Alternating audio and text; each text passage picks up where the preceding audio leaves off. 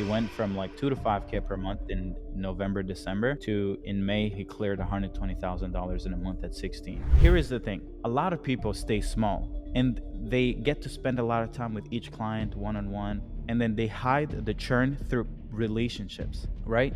Meaning if I stayed small with only 5 clients and not 22, I could have figured out for those 5 businesses how to get them success. If you see a character online who's like showing off or trying to prove something, it's because they need others to approve of them before they can approve of themselves. Before we start this podcast, I have one little favor to ask you. Can you please hit the subscribe button down below so we can help more people every single week? Thank you.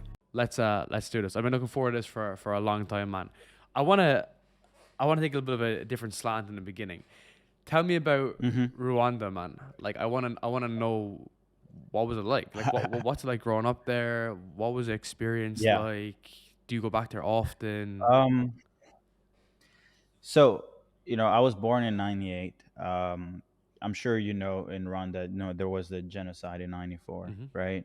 But I was born a lot later. And funny enough, man, like Rwanda, especially Kigali, is probably one of the most beautiful city in Africa and the safest city in Africa today. And the development has been insane. When I grew up there, I grew up with my grandma and my 3 older brothers. I have 3 older brothers, and a lot of people online, or everybody who's an entrepreneur always has that, like, hey, when I was young, I used to sell stuff, I used to do this, but for me, not really. I've never had I was just a regular kid. Mm. I used to go to school. I was good enough in school where I could get by easily without necessarily having to put in a lot of effort. And um and life there was pretty chill. Mm. Like we had a good life. We never missed of anything. We weren't uh like um we weren't broke. We were chill. We were kind of like middle class, somewhat upper class, um, and it was a beautiful life. Mm. It was a beautiful life. It's just that at 13, then we got the visa to come to Canada. So from 0 till I was 13 years old, I grew up there, went to school, then started high school, and then after my first year of high school, then that's when we came to move to Canada. Hmm. Do you think that Yeah. transition to Canada was difficult? Like moving pretty like different climate, man, different setup. Like, did you have any background in Uh, Canada or anything with your family? n- Not really, because the way that we grew up, we already spoke French, Oh, cool. already spoke English, right? Because school was in English, but we grew up speaking French. And I feel like one of the thing in African culture is that we spend a lot of time watching a lot of movies. So for me, in my mind, moving to the Americas, even though it was in the States, is still Canada. It's kind of like the same. You're kind of the only perspective you have of America is like the movies, Mm. right? You expect it to be like the high school and the high school lockers, and you're gonna make friends and this and that. So it's almost like you kind of like have already lived it, although you haven't, Yeah. right? But when I moved here, it was pretty easy to adapt, because I think the hardest problem is language barriers. Hmm. But when you can speak the language, it's super smooth. It was pretty chill. But dude, that like movie lifestyle actually is true of America. Like my fiance is American. I spent a lot of time in America, Okay. and compared Yeah. to even Irish culture, even today, dude, I was speaking to a studio in Scottsdale, and I just said to the woman that owned it, do you have any other guests that potentially could be in the same niche? And she was like, yeah, I do actually. I can intro you to all these people, and she said, you should talk to this person and this person, this person. I feel like the Yeah. environment is conducive towards like helping other people when you are someone who's putting in the work. Let's say if you're lazy and you're Yeah. fucking broke and you're not putting in work, then of course it's not like helping you. But if you're someone like yourself Hmm. who like you don't necessarily need to be entrepreneurial, but like you're a smart dude, right? You're clued in. You were clued in when you're Yeah. younger. It was going to give you that opportunity. America or Canada, it's all the fucking one, Oh right? It's just the man. fact Oh that my god. I think that like that exponential growth is available there. And I've even noticed that as Yeah. well with like when we're jumping in and out for podcasts, if I'm speaking to people, I just don't think that behavior is replicated in other countries in the world. It's No, a very no, interesting observation. no. It's a. I mean, I even think that if I had not moved to Canada and seen, because okay, maybe this gives you is going to answer your question better when you ask me like what was it like when you grew up in Africa and you get a specific perspective and culture of living. You get to see really rich people and really poor people who are living in crazy conditions, right?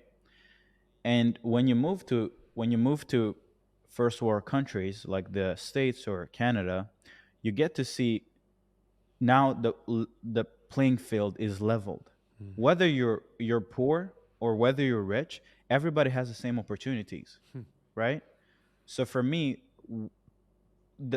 I even think that the reason why I'm where I'm at today is because I got to live and to experience what not having opportunities look like.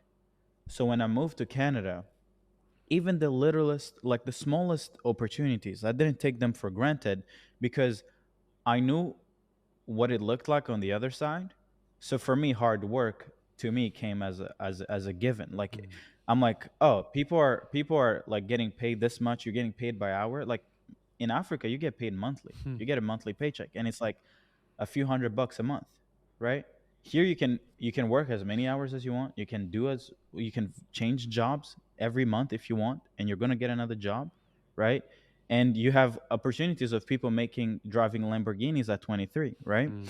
So for me, when I started surrounding myself with other people who are looking for a better life, when I was maybe 17, 18, I started getting around people in network marketing, and I started seeing guys who are 23, killing it, driving Lambos, and I was like, huh, I don't understand. How is this possible? So I got curious because I had nothing to lose. I know what average and bad looks like. Mhm. So let me just take a chance and try to improve my life by, learning and taking more risks, And dude, right? I can see that even in how you position, even what you do right now. You speak a lot about leverage, right? And even if you think about, if Hmm. you just do the juxtaposition of Rwanda, whereby it's manual labor, it's tough labor, it's probably working in fields and agricultural, Yeah. and the input to the output that you receive is so difficult to receive due to circumstances and Yeah. environmental factors. Whereas, like literally in the digital space or the online space, you have such a different ability to generate leverage that most guys have Hmm. blinders on and don't even think about it, right? They just think just Yeah. input output continuously. Yeah. No. But this is just so interesting to observe, right? Because it's not, as you mentioned, you came from a ordinary family in Washington. You have the juxtaposition to, Mhm. where just to give you a context. So I've seen you make over 600K a month. Has it been in around that period, just for context for people now at the moment? We Yeah, we average around 300, 400K cash collected. Revenue is a lot higher, but And yeah. how has that changed your perspective on like how you view life, dude? Because you've gone through all the evolutions at such a fucking young age. So now you're at this point, right? And this is where Yeah. it's very just cool to observe someone from the outside like this, because now you're at this age, you've hit a lot of these milestones that guys in their 50s and 60s can't hit. Like Hmm. Yeah. how do you view life now? Uh, so I'm gonna be honest. I think I experienced growth too fast to really get to appreciate it, to be in the moment. Like, because like I really found my first agency service that worked in 2021 January, right? Hmm. And by the end of the following year, I made 600K a month, right? So in 24 months, I went from nothing to to something that even I sometimes can't believe I did it, right? Hmm. So it almost like it happened too fast, where it's like I didn't get to sit down and be in the moment and be like, holy shit, because because to get that transformation, you have to be working every day. It's not a I'm in Dubai, like buying watches Mm. and chilling and doing content. No, it's like I had to compound every month after month. I didn't have the time to sit down and be like, oh wow, I made a lot of money last month. Mhm. What can I buy? It was Okay, we did this month, we did better. Okay, what is the next best thing we can do to 10x the revenue we did last month without having to work harder, right? So now I can tell you the perspective that allowed me to achieve that. I think that maybe would be a little bit better. Um, I, for me, a lot of the time, what I've realized is I spend a lot of time studying businesses that are infinitely, I mean, they're bigger than anything that I even want to build personally. Like, I'm not an entrepreneur who's aiming for, like, okay, let me do $1 billion a year, $1 billion a month. I don't really care. But I spend a lot of my time learning from CEOs who've built those companies, or investors who break down those companies and invest in them. And what that has allowed me to do is to look at revenue a little differently than most people. When I first started in the game, I did it because I wanted to be financially free, right? Mm-hmm.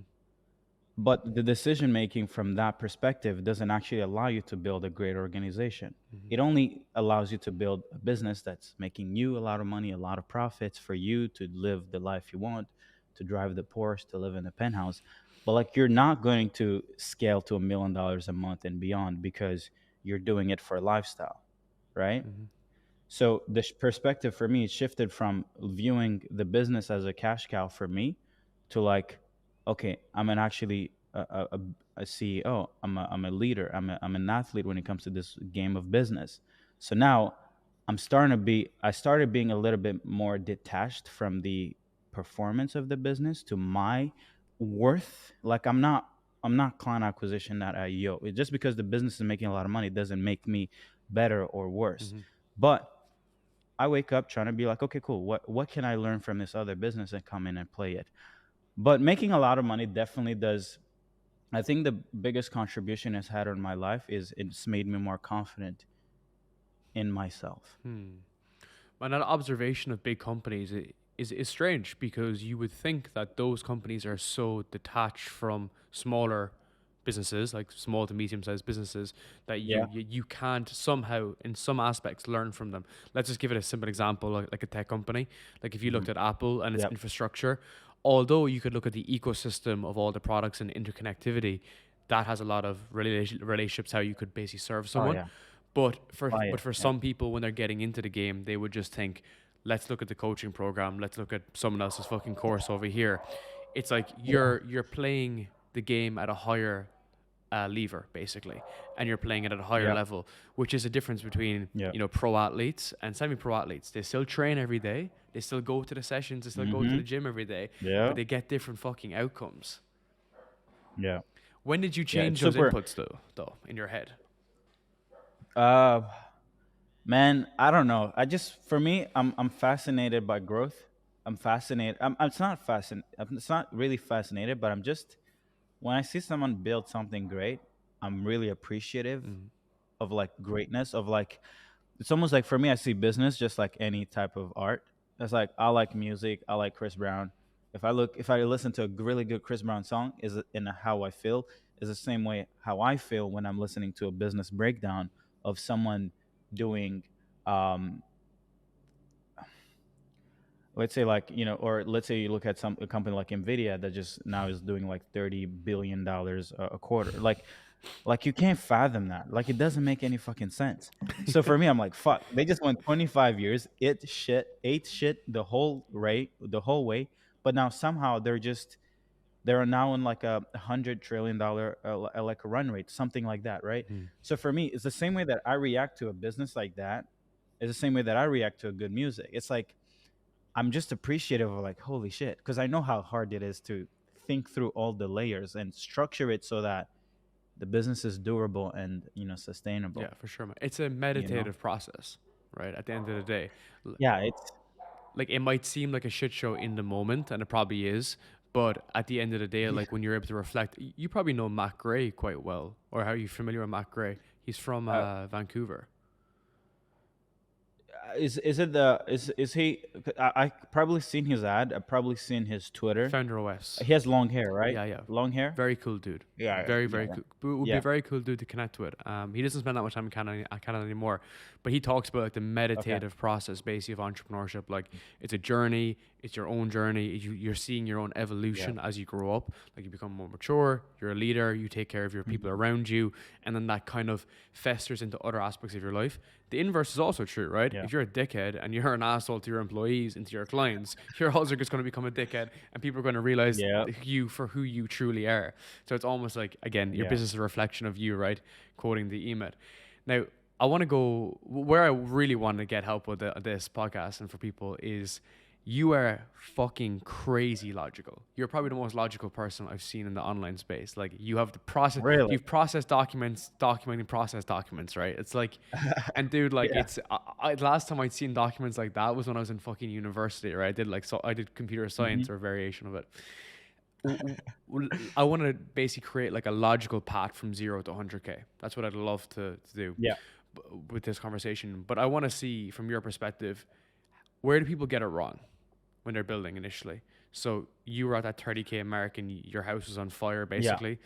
Why do you think that's such Mhm. a house of cards, basically, building that type of business? Um.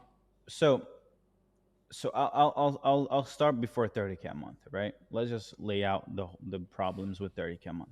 So I believe the initial, even from 0 to 1, let's say from 0 to 10K, 0 to 20K, because if you can make 10K a month, it's the same thing as making 10 to 30K a month. It's kind of like the same solution. Mm-hmm. It's kind of like same phase you've solved for.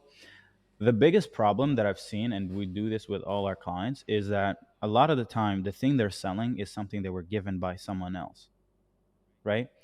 Meaning the insight that bred the solution is is an earned insight from someone else. Let's say I know something, I learned it, I found an insight into something. It could be strategic, it could be tactical, and then I'm like, oh, there could be a solution, a service to be created around in this niche, in this gap. Mm-hmm. So then I go and teach it, and then people take it from me, and then they take everything as I gave them. They do nothing on it. They just take it and then they go market it and try to sell it. That is the reason why, even if advertising agencies work, I personally struggled like hell to get coaches or consultants to pay me for advertising, for my advertising services. Even if every coach and consultant, every business needs to advertise at some point, Mm-hmm. but the service market fit was not there. Hmm. So like I was selling something that was given to me by someone else. So I think that's problem number one. You have to go and find your own insight, and you have to figure out reasons why whatever you're selling is worth selling, and it has to be earned by you, not given to you by someone else. You can source a bunch of insights from multiple people, but then you collage it and you put it together, and it becomes something unique Hmm. to you, Hmm. right? So that for me, when I stopped selling advertising services and I moved to something like appointment setting, which is a problem that I had faced. I had built my own process around solving it, Mm-hmm. and I just brought that process to other people like me who are dealing with the same issues. And man, they started paying me. They just started giving me money. I didn't sell. Mm-hmm. You It know, seems crazy to me that someone would sell something they don't know, right? It seems fucking wild. it's the whole entire industry, bro. But It is the whole entire industry. I don't want to like expose names or whatever, but I had a call with someone Yeah, recently, and the individual was selling like the most wild offer you could ever imagine. It was like something for yeah, fucking plumbers or some dumb shit, basically. And then someone asked him, yeah. "Why are you doing that?" And he was like, "I was given that business by someone else." And the guy said, dude, like, how could you possibly do that? He was like, I was just picked it from a list of niches, and so on and so forth. If you flip that in contrast, and we know I chatted to you earlier saying that I was a podcaster before I was an entrepreneur, and the Yeah. reason, sorry, just for context, my business is we build and grow podcasts, right? And we do Mm, everything from the execution to the back end revenue, rev shares, all that kind of nice. stuff. But how it grew was we had these conversations, and people would be like, how do you do that with the camera? Like, what do you do here? Like, how does this all connect? Like, how does that make Mm, money? So it just brokered into like, okay, we'll just do it for you, right? And this is a half decade experience, right, of me like learning the ropes, Yeah, and it just seems fucking wild to me that someone would actually just come into the market and try sell something that they don't know, right? crazy. It's probably why is that? Because the friction to go 0 to 1 is so little. I think it's because humans tend to want the easiest and the fastest path to something, right? So, like as an example, I could probably make 1 million a month telling people to putting something in a box and giving it to them, Mm-hmm. and I will actually make 1 million a month doing that, right? But at least for us, well, but yeah, like literally, like I mean, it's like technology. It's like how can I get leads without having to go door knocking? Mm-hmm. Well, Meta, Facebook solved that. Therefore, they also make like I don't know how many billions of dollars every single month, right? So it's like whoever can create the product that gives you what you want without you having to think, work, wake up, get out of bed Mm-hmm. is the one who's going to take your money. So the industry, I mean, it's we're biologically engineered to buy the bullshit. Mm-hmm. What's your kind of Yeah. observation as to like the future of like agencies, coaching businesses? Do you think a lot of them will fizzle out? Like, what's your perspective on that now as you're building? Um, man, I can even tell you right now that like 95% of everyone in the game doesn't make any money Mm-hmm. because there's so I actually saw Ty Lopez run an ad on this, but I don't know what's his thought on it. I just saw an ad, but I think there's two way to survive in this game is you need a brand, you need a personal brand, you need a podcast, you need a YouTube channel, you need people to like your character, right? If people don't like you, it doesn't matter. It doesn't matter if you're the best service provider in whatever you do. As an example for you, I'm sure there are infinite amount of other agencies or that help with podcasts, but I'm sure you could probably dominate the whole entire industry because you practice what you preach, but you also have a brand that people follow, Mm-hmm. right? Like for you, the cost of acquiring clients could probably be 1/10 of what others would have to pay to get clients to trust them with creating a podcast and monetizing it, And dude, just right? So just to give you a bit of that's one. context on that, like I have no background in audio Yeah. engineering, no background in videography, like fuck all. Just basically just figured out some wires and stuck them together. Yeah. And even like our production team, like they're all just young guys that like are into Oh that wow. just love podcasts. Right? They just listen to podcasts and they Yeah. figure it out. Whereas like the audio nerds that are like 40, 50, 60 years old who run these huge agencies, like Yeah. they don't understand that the game is on YouTube. The game is like short form. The game is Yeah. connecting with people. It's like young. It's cool, right? They don't get that basically. And I just Yeah. think your unique mechanism in that aspect is just not being a fucking potato and actually connecting with Yeah. people, right? I didn't mean to interrupt you. 100%. 100%. And I think you should also go acquire the businesses from these old guys. For sure. If you want to just you could do that. You can just blow up this thing and not have to hustle all the way up. So that's one, building a brand. So we have clients right now. We recently had a client who's 16 years old, right? Um, which leads into the second option idea or to survive in this game, which is AI. So he started solving the appointment setting problem with AI, and now starting to kind of like also get other agencies into it. And he went from like 5K, 2 to 5K per month in November, December, to in May he cleared $120,000 in a month at 16, right? Man, that's meant. It's insane. It's insane. Sometimes I think of the case that I'm like, holy fucking shit. At What? 16, bro. Like, not even the money side, but like at 16, Dude, what were you doing at holy shit, 16? I was right? playing fucking Grand Theft Auto. Man, I don't fucking know. I was fucking going home and watching TV shows. You know what I mean? Like, I wasn't doing nothing. But now it leads me to the next thing. So I think the world of business, especially coaching, consulting, agency, I kind of put them in the same realm, is because some of them do service, other people teach the thing instead of doing the service, right? Mm.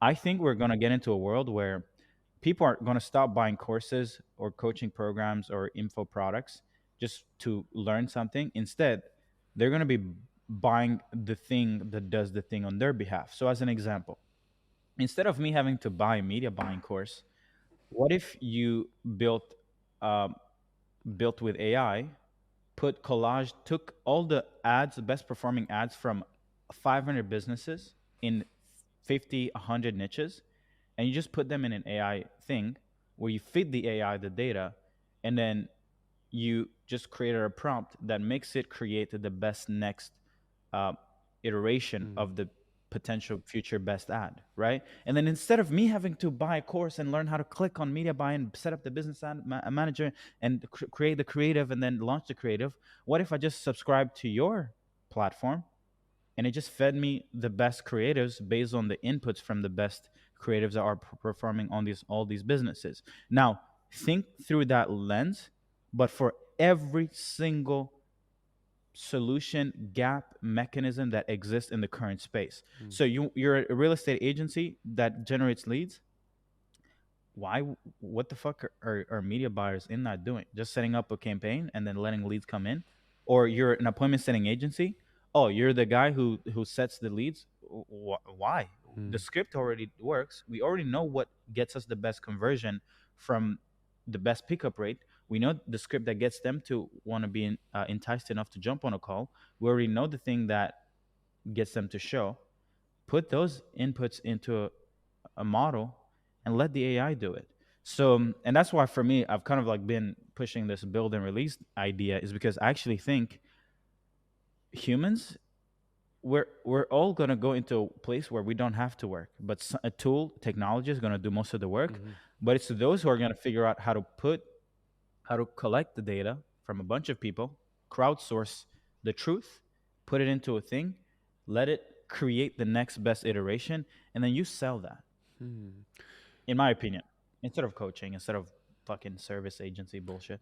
Well, it's just very interesting, right? Because that's why people fucking churn, because 60, 90, 120 days later, they just say, I've got this thing already, and we can either just get an intern to do it because it's already built. So why I Yes. love the build and release approach, which we'll get into, is the fact that you're already giving them what they're kind of going to do anyway, which is going to leave, but you're doing it in a much Yeah. better commercially viable way, and then they realize, well, these guys aren't stupid. Let's keep them to work on other aspects too. So it's Correct. just a different way to view the same, so solving the same problem at a higher level. Again, we go back to these higher level problem solving Yeah. approaches. Yeah. Where did you get the idea for build and release though? Like what was the kind of thought process Um. there? So first of all, I realized that like so the first, because in 2021, as after I scaled the agency to 30K a month, I had like we had like 14 VAs doing outreach for like 22 companies. Um, but what I realized is that, man, these companies are churning, not because our VAs aren't sending the 300 outreach per day or getting them leads and appointments, but because they have other constraints in the business, right? So maybe the offer was shit, so we could get them leads and appointments, or we struggled to get them that outcome because of the offer was shit, Mm-hmm. right? Or even when the offer was good and the our appointment settings processes was good, we got them the appointments they couldn't sell. They couldn't close because either they're really shitty or their fulfillment is broken, they don't have any proof, blah blah blah blah blah. So that's one. I was like, holy shit. Well, my product or service is only as good as other other functions in their business. So true. So it's like, well, okay. So I'm like, I'm never gonna get paid enough because Mm-hmm. you guys aren't good.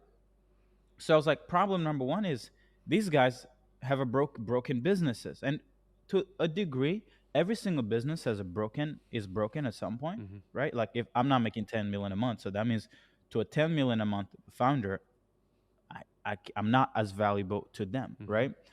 So that's problem number one. But the second thing was, if I'm charging $1,500 a month and you churn after month two, well, what money did I make? I didn't make any money. So now I'm having to expend a lot of energy, capital, resources to go replace you. But by the time I replace you, another person is leaving. So I'm like, okay, come on, bro. Like this business is not it's annoying, Mm-hmm. right?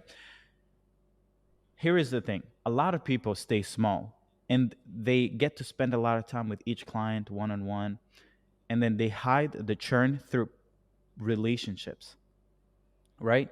Meaning, if I stayed small with only 5 clients and not 22, I could have I could have figured out for those 5 businesses how to get them success, right? But my goal wasn't to build a boutique agency and have 5 clients who pay me and make 5K, 10K per month. That's not my goal. My dream was to build a successful business. So I was not okay with staying small. So I was like, okay, I need a way to get paid a lot of money up front. Mm. And that's where I was like, you know what?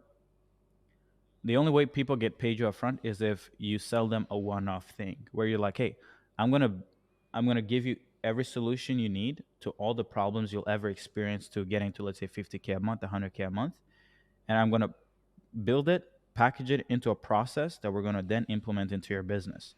So then that allowed me to solve all the problems that they had, because I could literally tell them like, hey, I've had 22 businesses like you every month who deal with the same problem you're dealing with right now. Trust me, your problem is not appointment setting. Mm. You have so many more problems. But in order for me to give you the appointment setting thing that you want, I have to also give you the solutions to everything you actually need. But it's not going to cost you $2,000 a month. It's actually going to cost you $10,000, $15,000 up front. Mhm. And people were like, okay, so this guy's promising me to solve every bottleneck in my business, and all I have to do is find 10 grand, 15 grand to solve it. And then they're gonna help me avoid an appointment setting agency, a consultant or coaching program that's also $9,000 already. Mhm. That's not gonna help you whatsoever with group calls. This guy's gonna also help me with sales. He's gonna collect the sales scripts, the sales process that's already working on his other businesses. He's also gonna set up all the systems that's already working in all these other businesses, and he's gonna just crowdsource the proven processes and systems from all the things and the offers, and he's going to give it to me, and all I have to do is be creative enough to find 10 or 15K.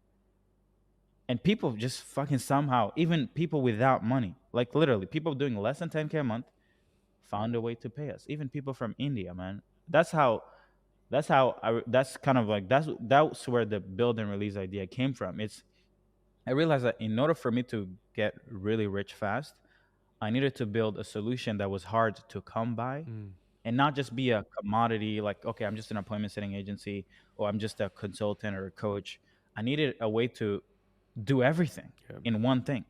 But dude, how the fuck do Yeah. you scale that to what you've done? Because what you've been able to get at, because like if you're going in and fixing operations and fulfillment and hiring and sales Yeah. and fulfillment, Yeah. like what was the struggle there? I think I saw on your P&L So that your salaries were like 300K a month or some shit, roughly, or is that wrong? right now it's like 200, right now it's like 200K or something Mm-hmm. a month, right? So the way that we did it is it has to be standardized. It's not, oh, you're an ecom agency, so like we're gonna have to find a new playbook for you. No. It's And also, we go through phases of infrastructures that we implement into businesses. So as an example, back then we had really figured out a way to scale ecom agencies through a specific offer. So we actually got advertising agencies away from selling just Facebook ad to selling TikTok, or back then TikTok organic was blowing up in UGC. So we would design this offer for them. Then we would build the appointment setting system with VAs and the process and the campaigns. Then we would launch it. Then we already had the proven sales script for this offer. Then we already had the process and the systems backend for this offer, right? Mm-hmm. And we also found a fulfillment partner who's already fulfilling on that offer. Okay. So he had the infrastructure for fulfillment. So now, even though it's a lot of different things, it's the same thing that every single new client goes through. So technically, it's the same process. So even if we get 50 people to go through it, all we just need is to handle the volume of the people. So let's say we have someone who's doing offer build outs. Then we have the department that takes care of sourcing, training, and placing $3 an hour VAs. We actually had built an entire, like, we had 6,000 VAs in a portal who were How? at the same time going through education. So they were being educated. So we had actually built a funnel for that. We had built an education platform where they would be like, you have to. So, well, first we built an advertising process where we would get them in. We used TikTok, Twitter. We used every fucking thing, right? Then we pushed them into the education process. So we had built a course, and only until they finish the course would they get a button to be able to even qualify or be vetted. And then once they click the button, then they would move through a pipeline, and then the team would vet them, and based on the test score, we would rate them. So like that's a department that does it. But as you see, it's not like super manual. For sure. It's still leveraged in a way, right? Because we're using media, we're using code, blah blah blah. And then that department did that. And then another department building the actual outbound campaigns. So to be honest, one really good growth consultant, one really guy who understands sales process and outbound campaigns can design 3 to 5 campaigns a day effortlessly, right? Especially that it's in the same niche, it's somewhat the same. They're going after the same. In e-com, we would go after different sub niches, but it's kind of like the same angle. So it's like phase 1, phase 2, phase 3, phase 4, buy. Phase 1, phase 2, phase 3, phase 4, buy. So at some point, we're placing 90. At our peak, we're placing 90 employees into businesses and launching like 40 new campaigns a month.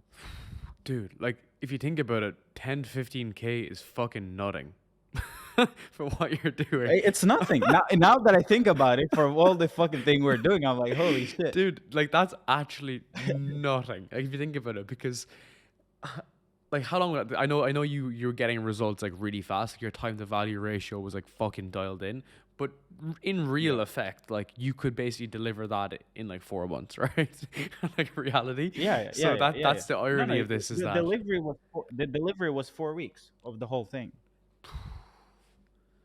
It's just that the other few months was optimization, tweaking, like, hey, my campaign, the deliverability, or hey, this VSL is not being seen. How can we do that? And that's why we gave like a few other months to optimize in community, right? Yeah. So I think if I was to look at myself, like zoom out, I'd say one downfall I have has always been the data side. And that's something that you're very much dialed in on. Like I think for myself, even looking at like our sales numbers and calls booked and reviewing, like just reviewing that level of detail has always just been, I don't know, it's just been something that I think I can definitely improve on. But when I look at your systems and your process, it just looks so dialed in. Like what made you really go down the fucking nerdy side of all data, numbers and tracking? Do you want to launch a podcast for your business, but you don't know where to start? Remove the stress, pressure, and all the overwhelm that comes with it by working with Podcast University. If you're an ambitious individual who wants to build your influence online, grow your own podcast, and also stand out from the crowd, Podcast University is for you. We help you with the strategy, equipment, the content, your guests, everything you need to create a top-tier podcast. If you want to learn more, check out Podcast University and start your podcast journey today. Yeah. Well, to be honest, I did it because I didn't like to be another guy just like anybody else. Because how are you gonna stand out, man? Everybody can make claims. Everybody can talk shit, right? Like everybody can say they're the best because you're entitled. You can say whatever you want, right? But for me, I was like, how can I make our pitch undeniably good, undeniably valuable? And the only way you make something really good is if it's not a matter of probability, where it's like, so as an example right now, right, I'm actually working on a new VSL, and the new VSL I'm doing is I'm literally calling out like, hey, I'm not going to tell you that I have this special system that works. Instead, I'm going to show you 50 businesses, or I'm going to show you that we're collecting data from hundreds of businesses in 50 niches, and I'm going to show you the cost per book, cost per lead, cost per acquisition. I'm going to show you the fulfillment infrastructure. I'm going to show you the systems we collect data with. And then when you work with us, we give you the processes and systems proven, backed by the data of the most performing businesses. And that's what you're buying. Don't buy from me because I said I'm going to make you the most amount of money. No, buy from me because the numbers don't lie. And if you buy from us, you're buying the output or the inputs that created these numbers. Outcomes. So what we're selling, so then it's a way of like making our sales argument really undeniable, right? For sure. It's a way to stand out, man, because this industry has become a shit show. Yeah, man. I think for a bit of clarification, I think the difference there is for us, you have a lot of like the numbers in terms of the outcome, but I think mainly it's a tracking mechanism that you've done such a good job on, right? Which is Yeah. really following down the fulfillment of not only systematic, so what's that, qualitative, but also quantitative. Yeah. That it's super super fucking dialed in on that part. Yeah. What do you think? Yeah. What's the difference between like 100K a month business and 1 million a month? It's it's ticket price. Like if you're selling something really cheap, it's hard to get to 1 million a month, right? And you need to have an advantage when it comes to cost to acquire clients. Like right now, I know plenty of people have gone to 1 mil a month, but they've also gone down to literally not even being able to make 100K a month because they didn't have the brand equity. They didn't deliver. They didn't put so much value into the audience, into the prospects. Like as an example, scaling cold audience to 1 mil a month and staying there is insanely hard. But there is a group of people who are making 1 million a month uh, with like little spend on ads, right? And it's because I think you need to get to 1 million a month. You almost like need to be delivering like 10 million, $100 million a month worth into your audience. So Mm. it's almost like you can only you can only squeeze out or take out what you put in. It's like a savings account. For me, the reason why I go hard on YouTube isn't necessarily because I want to necessarily get a crazy big audience, but it's because every single video that I put out is something that I just thought of that is really insightful, and I want to give it to people so they almost like goodwill. I just want to stack goodwill, goodwill, goodwill, goodwill. And then when I want to monetize, I monetize, but I've already delivered 20 hours worth of content, Hmm. 20 hours worth of insights, 30 hours worth of value, 20 hours worth of savings. And then when I ask them for 10 grand, 15 grand, based on what I've already given them, it doesn't make as much of a big difference. So that's one. You have to have goodwill, or else you're cooked. Like people who literally get leads and they're trying to get appointments and then try to sell, that is crazy to think that you're going to scale and remain profitable. I'll give you an example. And this is actually from a stat so I'm building a new sales enablement side of things where we're going to be building sales processes and systems into companies and then do fractional sales on the back Sick. end. And while I was doing research for this new venture, I talked with one of my old closer who's been working in a few companies building their sales teams, and he gave me a company that's doing 1 million, 1.5 million. But this business is doing that number with $250,000 plus 250K to 300K a month worth of ad spend. So one third, one fourth of their revenue is advertising just to get leads. That's $250,000. Bye, ciao, right? But they also have a sales team of 30 closers, just the closers. Closing side is 30 closers. Now, for $1 million a month or 1.5 mil a month, you would be like, wow, Mm. that's decent because 1 million a month is a lot of money every month, right? But what if I told you that we're doing 400K cash plus with one closer Hmm. and only 25K USD a month in ad spend? It's just the economics of it is a shit show, right? Is in It, That's what I'm saying. So now the difference in the businesses in the efficiency of the funnel hmm. is where most people go wrong. So it's not about getting to a mil a month. Like right now, okay, cool. If I wanted to get to a mil a month, I could just spend 200 grand a month in ads Hmm. and make a really crazy no brainer offer, and I could get people wanting to buy. That's not the issue. The issue is if I think like the easy route, I just go create a really good offer, I spend money on ads, and I just promise people on sales calls that I'm going to deliver Yeah. or they don't pay, everybody's going to be willing to take the risk.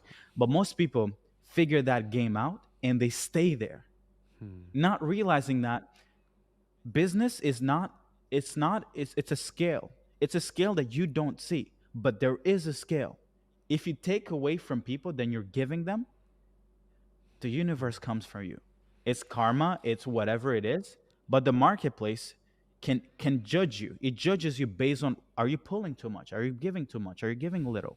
And then that's where, even if you make money today and you're making a mil a month today, tomorrow ain't promised unless you understand and respect the rules of, are you giving more than you're taking from people? Are you an entrepreneur who wants to build your influence and authority online? You may have tried some of the hacks and tricks, but none of it has worked. And it makes sense. 90% of podcasts don't make it to episode 3.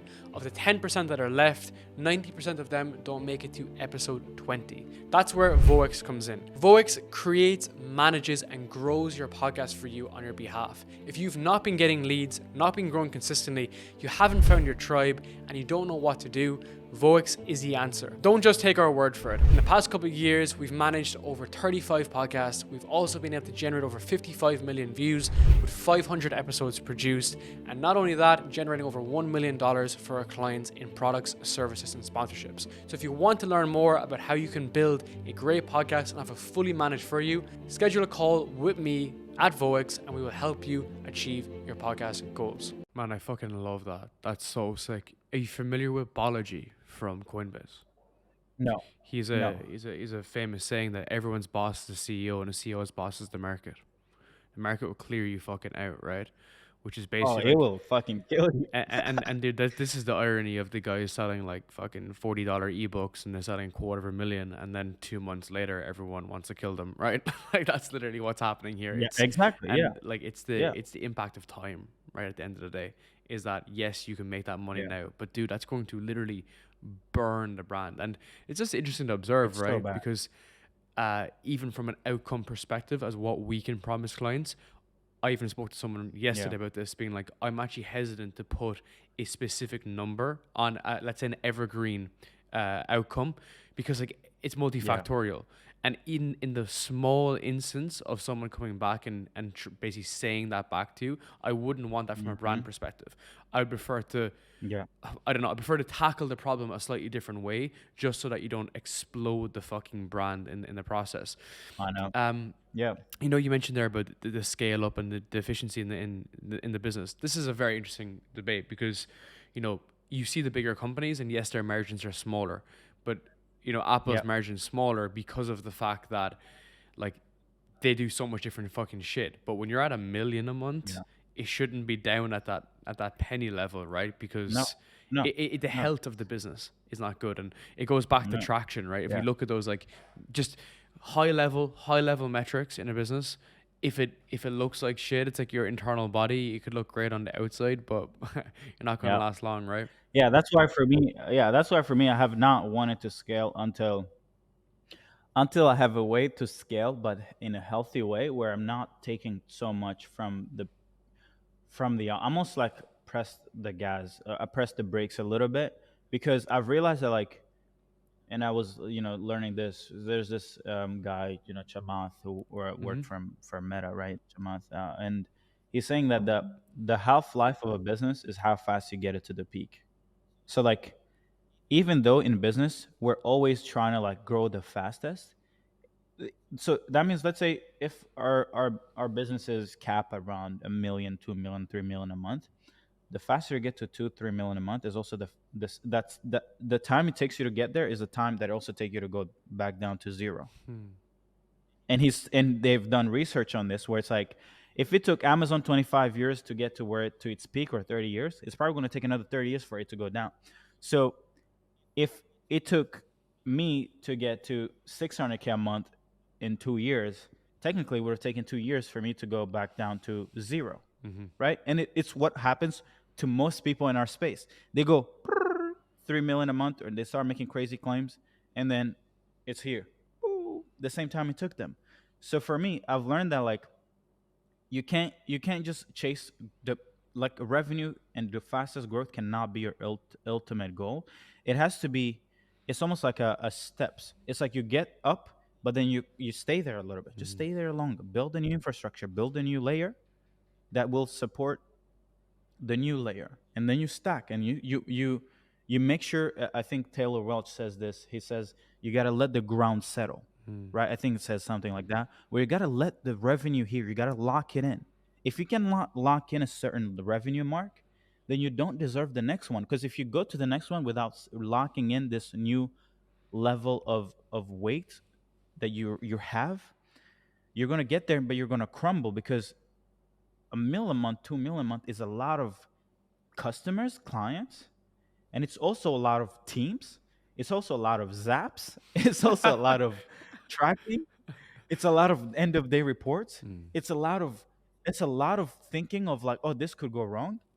Now, you're just thinking, oh, a mil a month sounds nice, or 2 mil a month sounds nice. Yeah, it sounds nice if all you have is a course and ads and a closer and a setter. Yeah, fuck yeah, it's okay, cool, whatever. But like that's not sustainable because mhm, anybody can get a course on school, get a setter, get ads, and get a closer.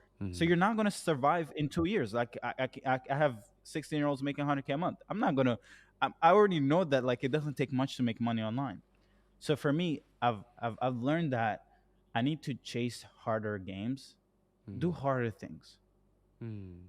and do it. Take my time. Take my time. There's no rush. There's a difference between growth and scale. James Kemp explained this to me before. I'm actually going to his mastermind pretty Hmm. soon. He's a really cool dude. It's just like, when you're scaling, it's more and more and more. When you're growing, it's improving all the infrastructure that you broke on the way to get there. And, Yeah. I want to ask you this question actually because it's something that kind of troubles me is that when you see these guys, like even like yourself, like the more that you've made, and instantly in the past 45 minutes, we were quite similar. We have a lot of kind of similar interests and whatnot.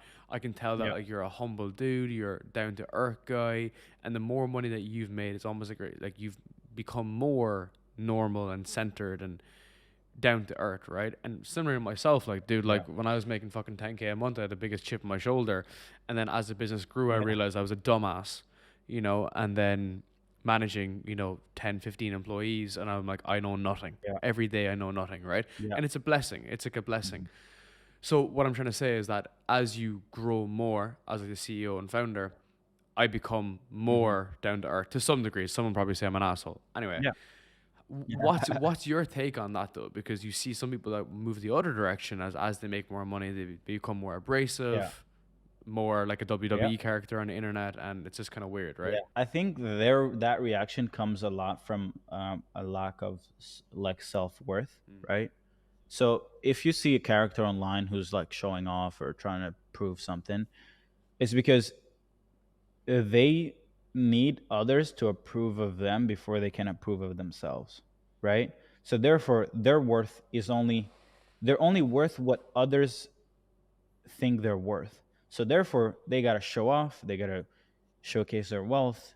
They gotta showcase everything they're doing in order for others to validate them with likes, with comments, with love, and everything like that, and then they feel great, mm, right? And I think it's because deep down they don't feel like they're worthy of like without their other people's attention, they feel like they lack something, mm, right?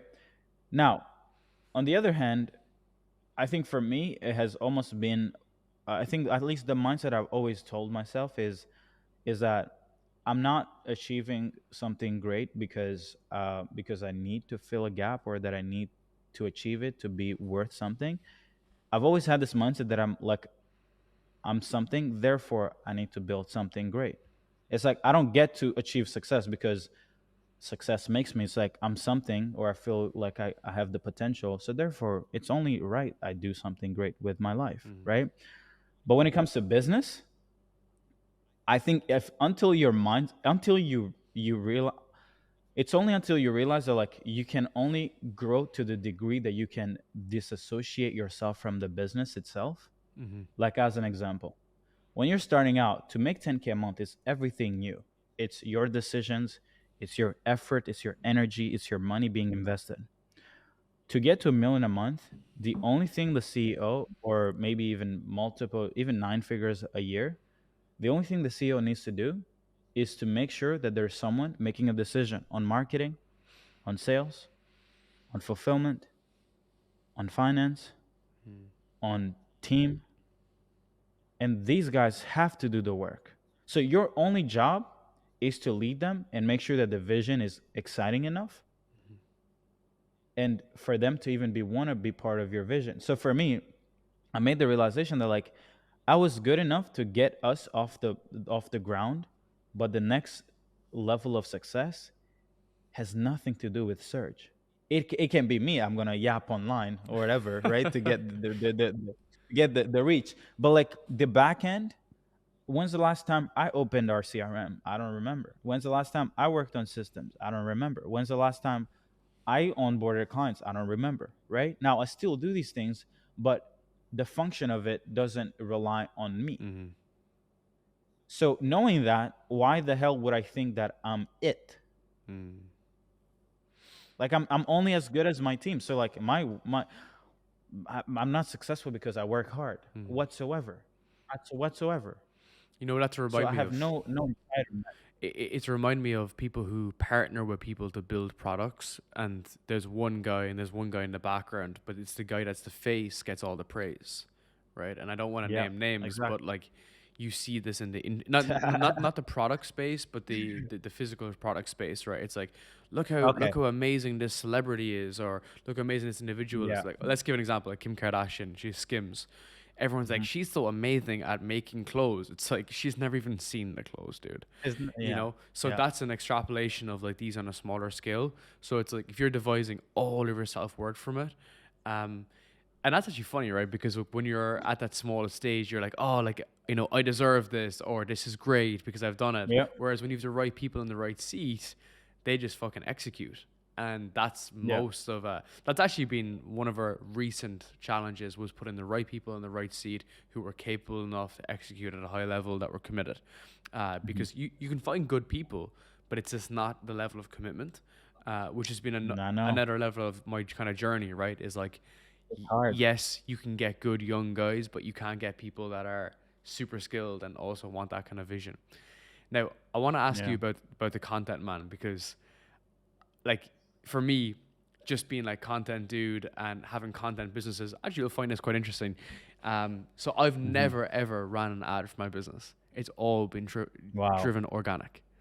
And I'm a Wow. fucking nerd with this shit, dude. So I believe that you don't need a big audience. Like I believe you can make a shit ton of money from a small audience when you solve a very specific problem Yeah. for a very specific user. So I've never run an ad. I'm not opposed to it.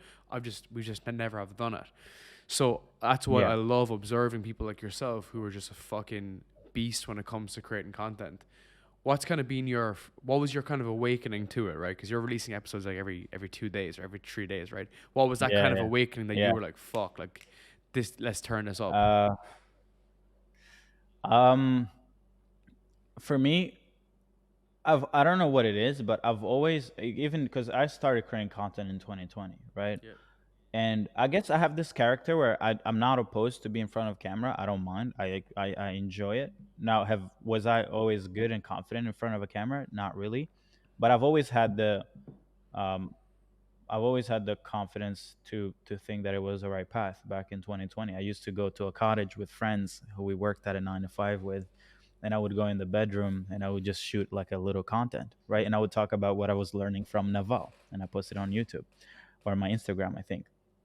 And but for me, what really changed it for me was when I saw what it did for my business. Like, so just to give you context, in in 2022 September, we're around 150K a month. The following month, we did around 340K. The following month after that, we did almost like over almost 400K cash collected. The following month, we did almost 600K cash collected, and I only spent $7,000 on ads. Right, so that's like over $1 million in cash collected. And I can tell you this: it was not cold leads from ads that did it for me. These people were not like, oh, they got set and then they bought. No, it was people who had spent months consuming my content, and it's not content that's flashy. It's not entertaining. I don't entertain people. Like, I'm not talking about stuff that is gonna, you're gonna enjoy unless it's actually interesting to where you're trying to go. So it's specific content, Mm. specific insights to a specific crowd, and the solution and the gap that I was bridging. And this is really important when it comes to content, is you have to find content and talk about a an expensive gap and a really painful gap. If you're just talking about content on how to make like 5K a month, 10K per month, you're only going to get people to pay only so little, so much, right? Mm. For me, I found an angle around creating content that's talking about $500,000 a year worth of transformation. So when I ended up releasing our program back then, which was the half a mil where we're kind of like building a appointment setting system and the offers and everything like that. Well, all I needed on a 10, 15K offer, all I needed to make that kind of money is just 30 people, 40 people a month to say, yes, I want to buy. And I think I had like 3,000 subs and 3 to 5K subs in that 3 month where we did $1 million in cash. What? Right? Man, that's Yeah. wild. So that's when I was like, holy shit. And that's why right now, every single partner we have, they have to have a content long form channel. If they do not have it, I don't want to work in your business, because then we're going to have to compete with these guys making dummy promises on ads. I don't want to do that model. I don't, because I know that you can make $500,000 a month with 5,000 leads, 5,000 really educated subscribers, followers, leads. Fuck the $100,000 followers. Who the fuck is out of 100,000 people? Most of them don't even know what they want in life. So all you really need, a good 5,000 subscribers who have the same pain point, and just sell 1%, 5% of them on a really great solution, and then retain the best clients and partner with them on once they actually become deserving of the attention. But like right now, if you don't have a content business on top of the service, an education business on top of the service layer or the product layer, I mean, good luck paying for ads. Man, this is literally crazy. Like, if you were to calculate your revenue per follower, it's probably one of the most impactful possible, right? And the most, I think you overlooked this. Well, you actually probably didn't, but most people will overlook this. Is you mentioned you were looking to get people to 500K a year, and Jordan Platten, he was on your show. I asked Jordan, I said, what separates your offer from Iman's offer? And he said demographic. He said he was going after the 21 to 24 range versus the 16 to 19 range. And that dictated everything. It dictated the position of the content. And that may seem so abstract to people. They might think, what? Like, there's like 4 years of a difference. But there isn't. And bear in mind, that's a tiny split. But for you, you're positioning the 500K a year business. It's quantum leaps. It's bigger games. Again, it's the same thing being repeated. Bigger pain. Yeah. It's bigger. Have you ever read Gap Selling? No, maybe. Man, I gotta send you the book. It's literally exactly how you're describing. Like that pain, creating that gap effectively. It's a B2B sales book, but it's effectively how you're describing it. Okay, nice. Yeah, no, I mean, for us right now, for our partnership layer, it's like our goal is to get every partner to 500K a month. But the reason why I pick that is because it's more expensive. It's more it's more painful, because just like anybody who's, let's say, making 10K a month, to get to 50K a month, they're willing to sacrifice a lot than what the guy who could sacrifice from 0 to 10K a month. But then from 50K a month to 500K a month, the lack in character, like that little, like, hey, I'm pissed off that I'm not able to get there, is turning in their head a lot more. It's like, fuck, I know I can do it. I know I'm worth it. Because this is what I tell myself every day about the next level of play. So if you can find the right avatar who's super pissed off about why they're not growing, and make sure that the gap is as big as it can be, that's where you get to monetize and get a lot of value for yourself and for them, of course, And do you come in then and take like a percentage on the back end when they're at that point? Yeah. And then you scale further. Yeah. So how does that work? Yeah. So we'll come in, we audit. First of all, we need to audit the metrics of the business and figure out which constraint. Sometimes people literally just don't even track anything every day. Like, they don't know. Like, some people are like, hey, I want to get to 100K a month, 500K a month. But it's like, okay, but have you ever seen what is required of you every day to get there? Right? How many daily leads? How many daily conversations? How many daily sets? How many daily show ups? How many daily discovery calls if you have a 2-call process? how many strategy sessions, closing call taken, right? Most people don't even know the daily inputs. So therefore they keep on wandering around. Like they're like, oh, I want to make this money. I want to make this money. They keep writing on their notebook about what they want to manifest. But I'm like, business at scale is not about manifestation. It's about, I know how much money I need to spend today, how many hours I need every single employee to work, every single employee inputs. I need to know it on a day-to-day basis. So for us, our value when we come in is we need to know this for your niche. But the way we know this is you need to collect the data on what's already creating the current scale that you have. So if you're making 50K, 100K a month, we reverse engineer like what's creating 50K, 100K a month worth of cash every month. Then we extrapolate it to 500K a month. But then we realize that like it's not just about linear growth. It's not like, okay, we're going to spend more money on ads, and then we're going to hire more setters. We don't like that. What we like to do is how can we widen the gap of how much attention we're getting, but then on the conversion mechanism, we don't want to use the typical sales process or like calls closers. So what we like to do is we like to come in and actually build really big moments of conversions. Like maybe it could be a webinar, it could be a really good sales letter, it could be, but then we'll also do, you know, fractional sales. So we'll build the systems to track the data for the current business. Then once we have data, then we can set the goal, and then we go in and implement based on the priority of the constraints. So it could be marketing, or it could be sales, it could be fulfillment, or the offer is actually not that great. Yeah. So we price a low ticket. So we want to increase price, and then so we work on those constraints.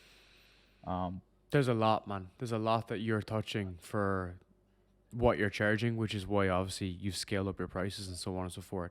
It's Yeah. it's Oh interesting yeah. though, right? Because I know you were discussing before like the typical retainers and the reality of that.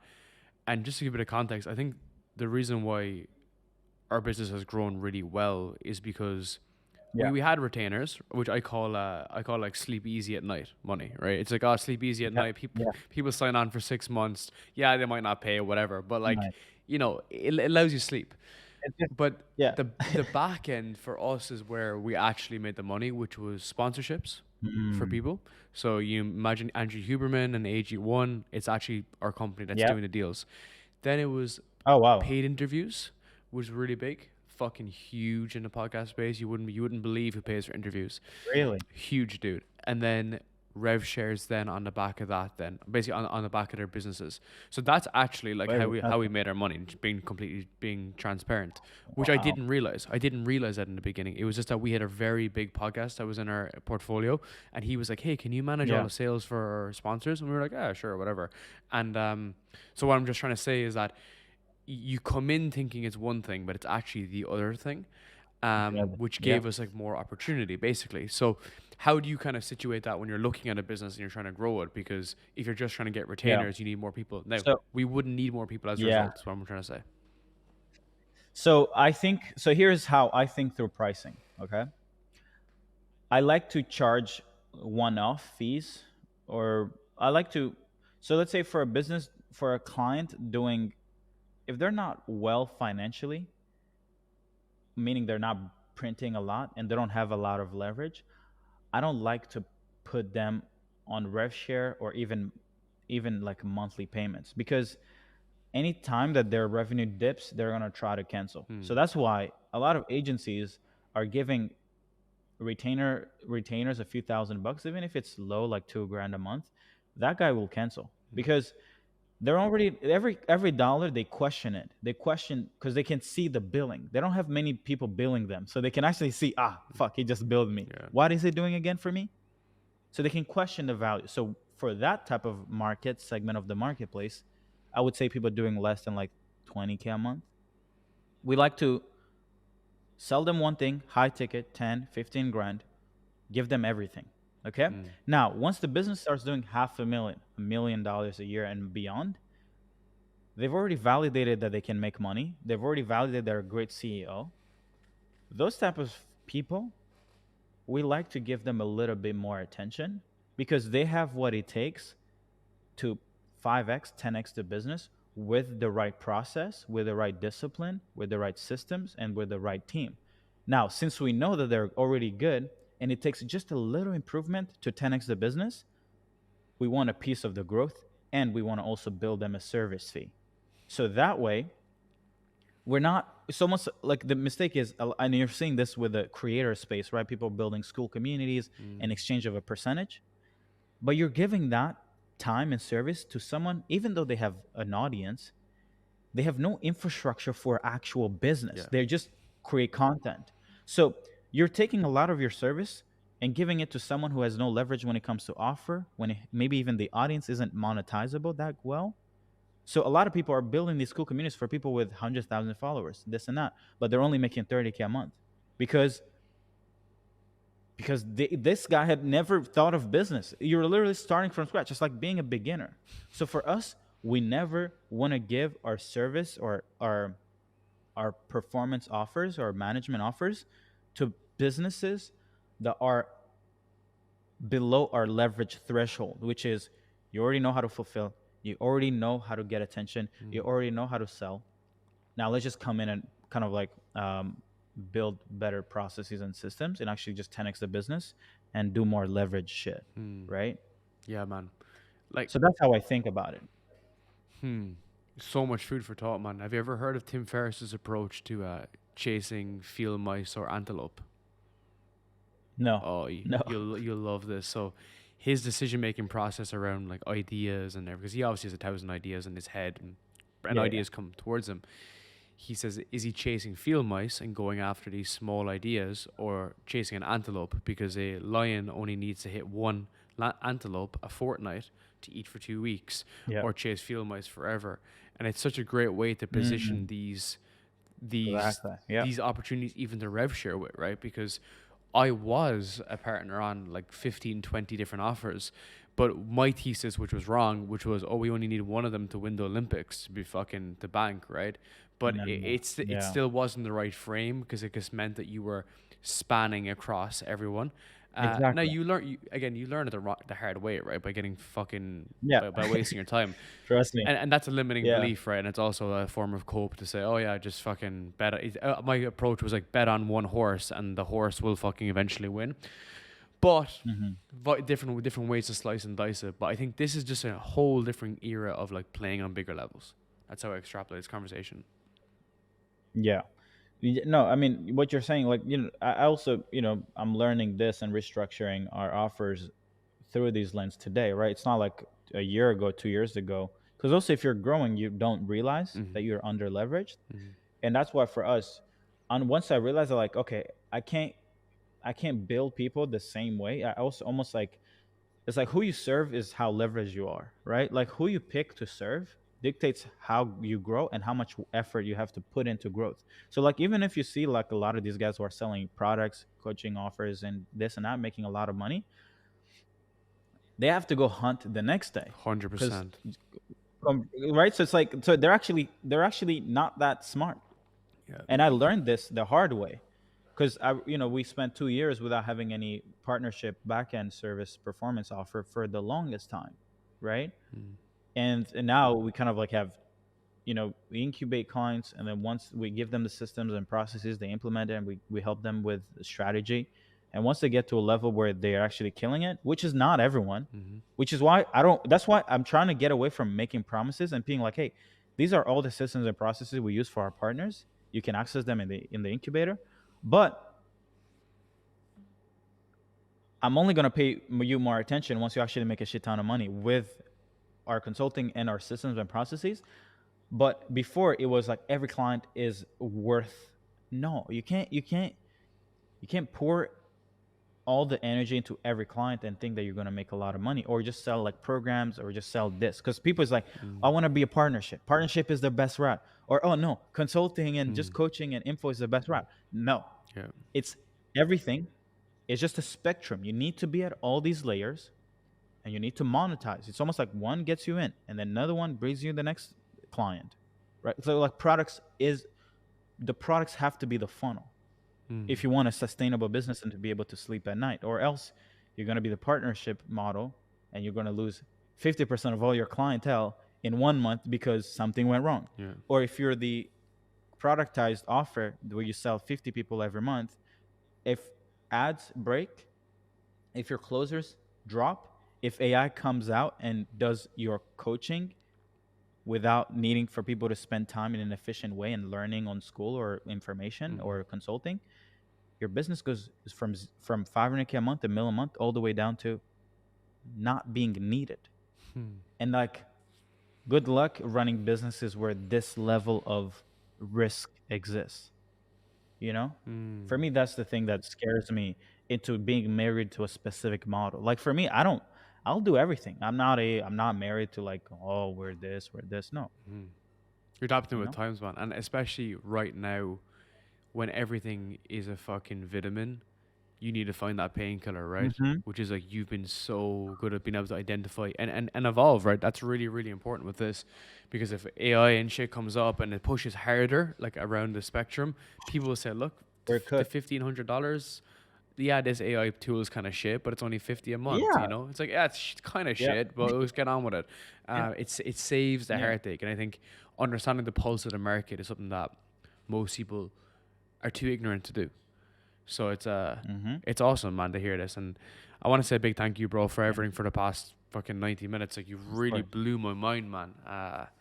And I really do wish you the best in fucking what you do for the next couple of months because it's just cool to see how you're evolving through this period over the past 2-3 years. And yeah, man, Yeah. I want to say a big thank you. Appreciate you. Appreciate you.